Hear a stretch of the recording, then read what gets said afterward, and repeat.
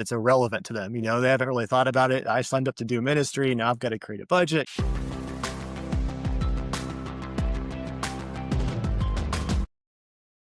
Well, hey everyone, welcome to Distilled. Today we have a special guest with us.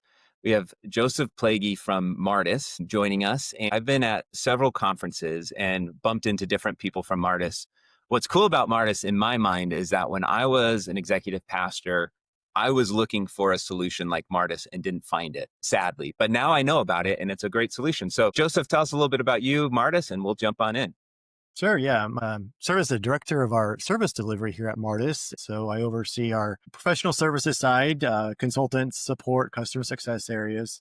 I've been with Martus a little over 4 years. Before that, spent some time, several years implementing and consulting another accounting software. Before that, worked on a church staff myself, overseeing ministries in the finance area for about 10 years.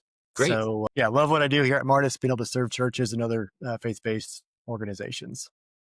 From your experience, what are the most common reasons ministry leaders hesitate to engage with budgeting? Yeah, good question. So I guess I would kind of set the stage with a quick story of something that I'll never forget. Several years ago, we went to Silver Dollar City. It's an amusement park, and there's a ride there called the Great American Plunge. Basically, it's a long, skinny boat ride. You go on this long, skinny boat, and you go through trees, and you go through some different water features.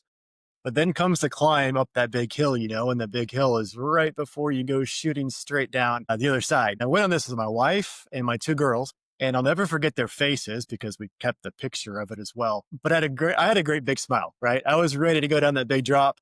My girls and my wife, though, they had other faces, right? They were marked by that fear and trepidation and things. And so a great family picture. But as I think about this topic and your question here of budgeting in a church environment, by the way, it's not unique to just churches. When a ministry leader hears that they have to do a budget, or a program leader, someone outside the finance and accounting department, those feelings of fear and trepidation can quickly become hurdles, to engage them in church-wide budget processes. Some common reasons I've seen with clients that might cause that hesitation to engage with budgeting, maybe anything from a disconnect from spiritual work. They don't see it sometimes as something that they should be doing, right? They're more of hands-on with the people. That is core ministry, we know, but there's also things behind the scenes, right? Being a good steward of what's been given to us. So maybe there's that disconnect. Yeah, I sometimes. love that point too of, it can just feel like a financial activity or like a spreadsheet I have to fill out or a process I have to go through, not realizing actually this is where I get the funds to fuel all these things that I want to do and how I can put resources to work in the ministry that God's leading me to. I think that's an awesome point. Yeah. Yeah. I mean, sometimes it's irrelevant to them. They haven't really thought about it. I signed up to do ministry. Now I've got to create a budget. What's Right. going on? So I think if we can position it in such a way that it feels less like a restriction or make it more relevant rather than empowering them to plan for their ministry. And of course, there's other things that could be standing in the way. They have the appropriate resources is another one, right? Maybe they don't know how to engage with it because they don't know how to use the spreadsheet they've been given or what they should even be doing. There's training and things that would come and help with that engagement.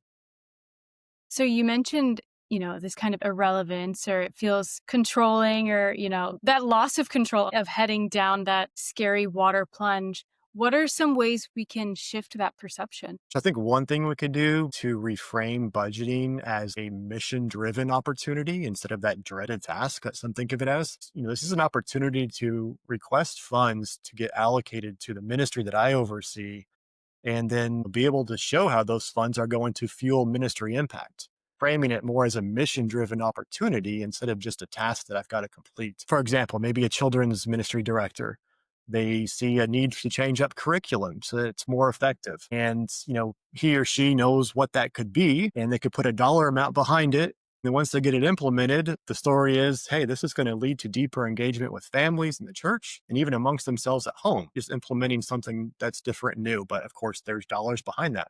Mission-driven opportunity. Yeah, that's so good. You always say a parable, we're passionate about keeping dollars on mission. And that's exactly the tie there, right there, what you're talking about. Yeah.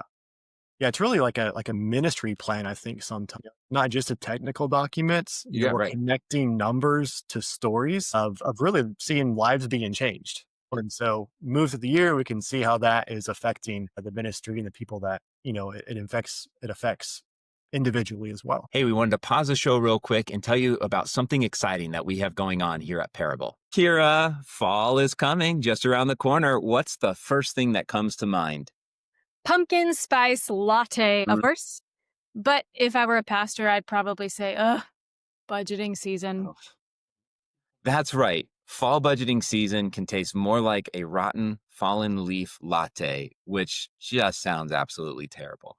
But at Parable, we offer 3 ways to take the stress out of church budgeting. First, we have our Parable Budgeting University, which is a 4-week live online cohort where you can create your own mission aligned budget with expert support along the way. You can choose our one-on-one service where we'll actually work directly with you and help you build the budget. We'll work through all those details for you. Of course, we have our free budgeting toolkit that you can download now that will give you everything that you need to do it on your own. No matter which way you take, you'll walk away with confidence and clarity and a plan for impact in 2026.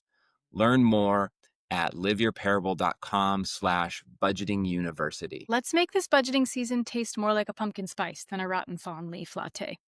That sounds way better. All right, let's get you back to the show. We say you should be able to look at churches' finances and know what their mission and vision is. It should be clear. Where are their dollars going? And it's same with your budget. What is your plan for the year? Well, just show your budget. And I should be able to tell these are all the things you plan to do and the ways that you plan to reach the lost and to impact the kingdom and to disciple people through your ministry. So yeah, I love that idea.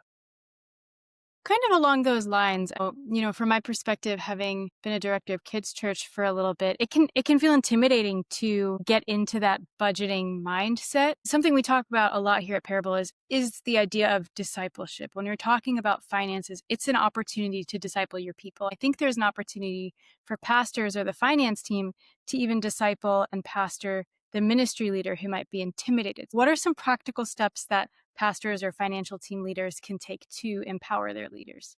Sure. Yeah. I think there's that principle from 2 Timothy 2, too, right? Training up others. And so just some practical things coming from the finance office initially, simplifying language. Sometimes we can throw out financial jargon that can be intimidating to others, simplifying the language of how we're talking about budgeting to the ministry leaders, giving them the right tools in their hands, giving them access to past activity or the right program to use for this. And to your point, yeah, training is huge, right? Offer hands-on training. Maybe it's workshops or some small group sessions, one-on-one coaching to help them, build the confidence in what they're needing to do. Safe spaces for questions as well. Maybe there's an open office hours so they can come in one-on-one and ask their questions to help them move it through the process.